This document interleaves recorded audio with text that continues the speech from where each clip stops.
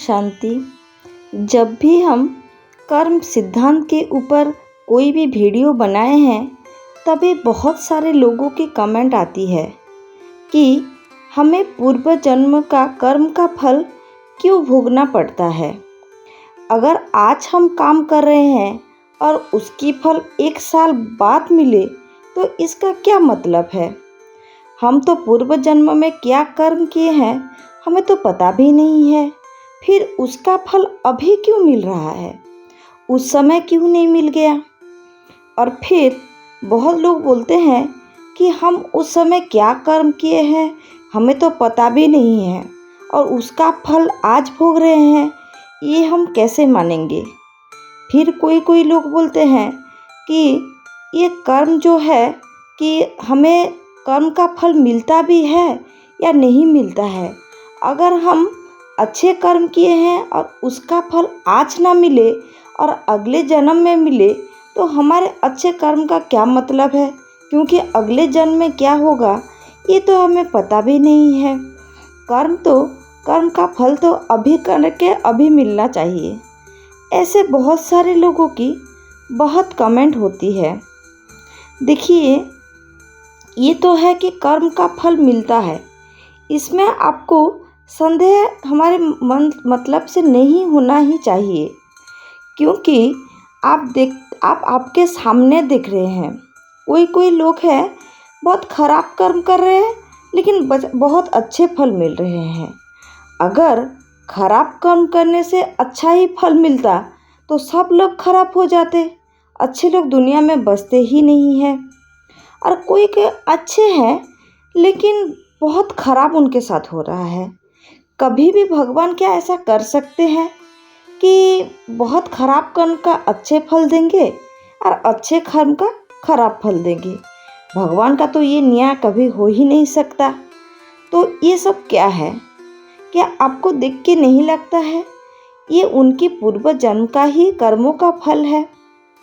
फिर दूसरा चीज़ सोचिए, हम जब अभी अपने आप को एक शरीर मान रहे हैं, अगर हम अपने आप को एक आत्मिक स्थिति में देखें और अपने आप को आत्मा माने तो ये हम जान पाएंगे कि हमारी मृत्यु के बाद ये शरीर यहाँ रह जाती है, शरीर को ही जलाया जाती है और हमारी आत्मा नए शरीर धारण करने के लिए चली जाती है। और जो कहते हैं कि आत्मा के साथ क्या जाती है, आत्मा के साथ जो जाती है सिर्फ उसकी कर्म ही जाती है। कोई ऐसा कर्म भी रहता है जो आपको उसी समय ही उसका फल मिल जाता है, लेकिन कोई ऐसा कर्म होता है जिसका समय आने पर ही फल मिलता है। जैसे आप अगर किसी छोटे से पेड़ लगाए हैं, छोटे से पेड़ अगर लगाए हैं तो शायद वो 1-2 महीने में वो फल हो जाता है और आप फल खा पाते हैं। लेकिन कोई पेड़ आप देखे होंगे कि बरसों के बाद उसका फल फलता है। लेकिन पेड़ अगर लगाए हैं तो फल तो ज़रूर फलता है। वैसा ही हमारा कर्म है, अगर हमने कर्म किए हैं तो उसका फल मिलता ही है। मान लीजिए आपने किसी को 100-200 रुपये आपने उसको हेल्प किए हैं, तो अचानक आप कहीं से पैसे की उम्मीद नहीं कर रहे थे और कहीं से आपका रुका हुआ पैसा आ गया, तो ये क्या हुआ, ये आपको उसी समय ही उसका फल मिल गया। लेकिन कभी कभी ऐसा होता है कि आप रास्ते पे जा रहे हैं, किसी कुत्ते को आपने लात मार दिया, आपने गाड़ी से जा रहे थे, किसी कुत्ते को आपने लात मार दिया, कुत्ता भी गिर गया और आप गिर गए, ये भी फल उसी समय मिल गया। लेकिन अगर आपने कुत्ते को लात मारी है और वो कुत्ता गिर गया और उसको चोट लग गया लेकिन आप बच गए और वहाँ से चले गए, तो अचानक किसी दिन ऐसा होता है कि आप कहीं गिर जाते हैं, पता नहीं कैसे, कहीं स्पीड ब्रेकर से हो, कहीं से हो या किसी और की गलती की वजह से आप गिर जाते हैं। आपको उसी समय लगता है कि मैं तो बिल्कुल निर्दोष था, क्यों मेरे साथ ये चीज़ हुआ, मैंने तो कुछ भी नहीं किया है। लेकिन मनुष्य हमेशा से ही ऐसा करता है कि वो कर्म करता है और भूल जाते हैं। आपने जो कुत्ता को लात मारा था, क्या आपको वो याद था? आप वो चीज़ याद नहीं रखते हैं और आप उसी समय क्या करते हैं? भगवान को दोष देते हैं कि भगवान ने मेरे साथ ये किया है। भगवान किसी के साथ कुछ भी नहीं करते हैं। हर किसी को अपने कर्म का ही फल भोगना पड़ता है। तो आप तो इसी जन्म की कभी 1-2 साल पहले की बात हो, उसी चीज़ को आप भूल जाते हैं। फिर पिछले जन्म क्या किए हैं उस चीज़ आपको कैसे याद रहेगा? लेकिन आप अगर मानते हैं कि हमारी शरीर सिर्फ नष्ट होती है और आत्मा हमारी अविनाशी है, वो हमेशा रहती है और उसके साथ वो अपनी कर्म को लेकर कहीं दूसरी जगह ही जाती है। ये चीज़ अगर आप मानते हैं तो कर्म सिद्धांत को भी आपको मानना पड़ेगा। जिस कर्म का फल वो अभी नहीं भोगा है या जिस कर्म का फल मिलने में उसका समय नहीं आया है, वो सारी कर्मों को लेकर अपने साथ जाती है। समय आने पर चाहे वो अच्छा हो या चाहे वो बुरा हो, उसको फल मिलता ही है, लेकिन वो सही समय का उसको इंतज़ार करना पड़ता है। ये कर्म का फल भी हम जैसे फल सब्जी वगैरह खाते हैं वैसे ही है।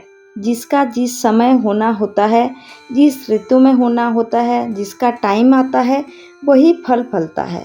वैसे ही है, कर्म का योग जब भी बनता है तब भी वो हमें फल देता है। जब आप किसी परीक्षा लिखते हैं, बहुत मेहनत भी करते हैं और कभी कभी आप पास नहीं हो पाते हैं, तो आपके घर में जो बड़े बूढ़े होंगे वो आपसे क्या बोलते हैं कि ये तुम्हारा योग नहीं बना, इसलिए तुम पास नहीं हो पाए। इसका क्या मतलब है? इसका यही मतलब है कि ये कर्म का फल अभी मिलने का टाइम नहीं था, इसलिए आपको ये कर्म फल देके नहीं गया। आप देखते भी हैं कोई लोग हैं 20-22 साल में करोड़पति बन रहे हैं और कोई लोग हैं कि 70-80 साल भी हो गया और आज तक उनके पास पैसे ही नहीं है।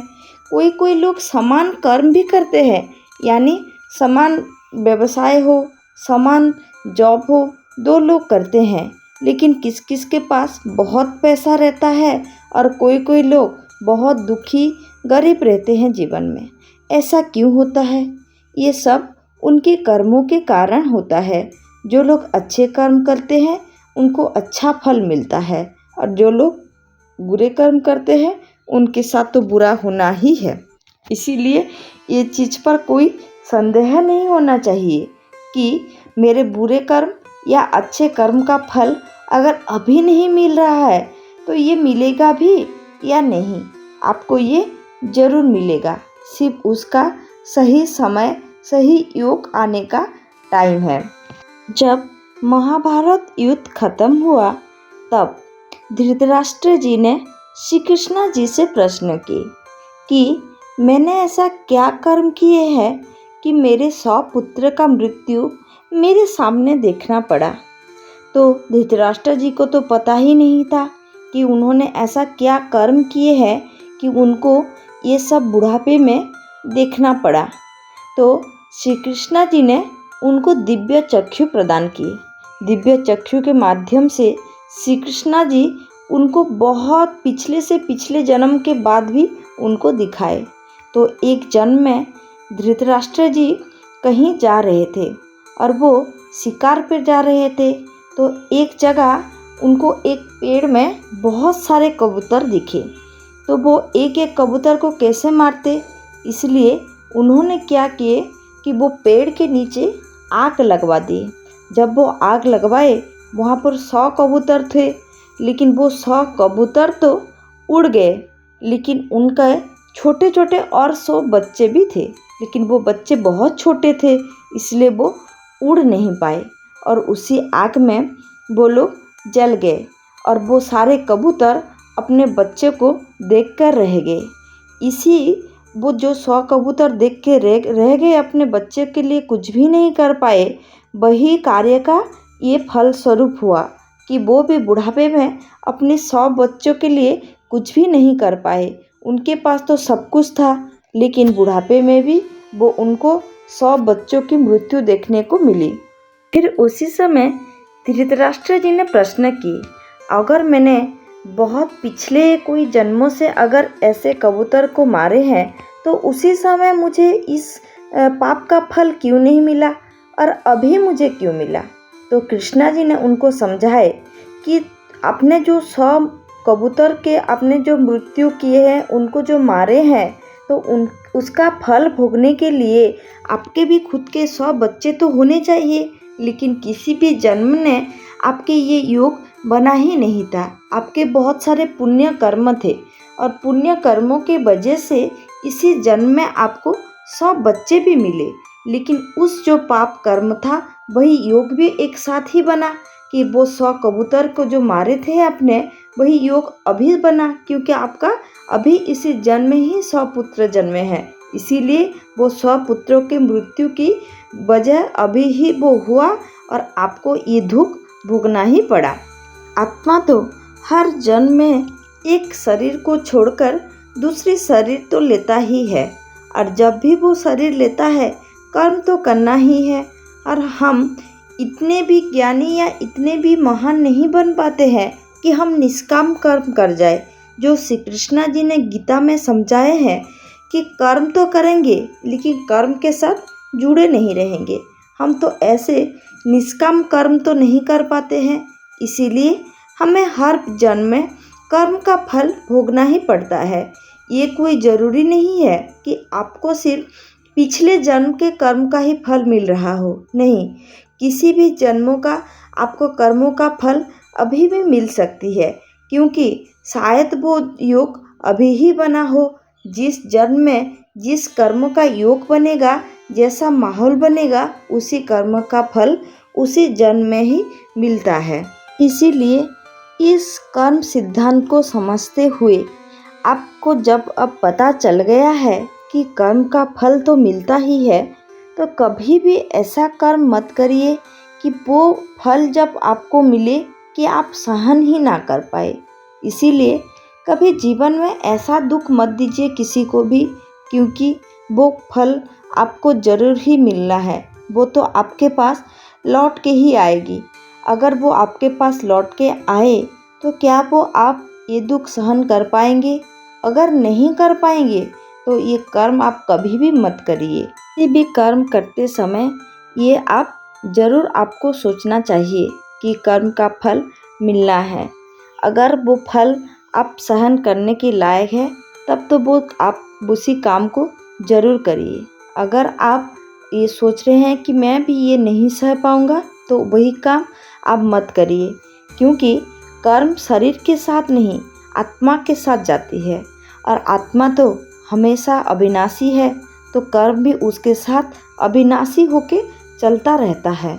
और जिस टाइम में जो चीज़ मिलना है वो समय वो मिलता ही है, लेकिन हमारे शरीर नष्ट होने के साथ साथ आत्मा जब जाती है, कुछ समय तक स्मृति में वो रहती है, लेकिन बहुत जल्दी हम भूल जाते हैं।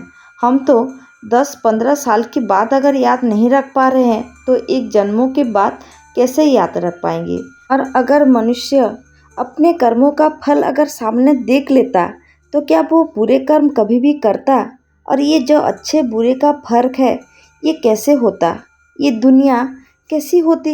ये आप हमेशा सोचिए। लेकिन जब आपको पता चल गया है कि कर्मों का फल मिलता ही है और वो ज़रूर मिलेगा, तो फिर क्यों आप खराब कर्म में क्यों अपने आप को लिप्त रखेंगे?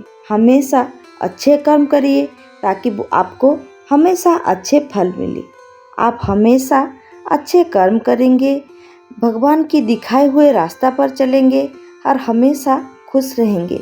इसी शुभकामना के साथ आज के वीडियो को समाप्त करते हैं। अगर आपको वीडियो पसंद आए तो लाइक कीजिए, अपने फैमिली और दोस्तों के साथ शेयर कीजिए।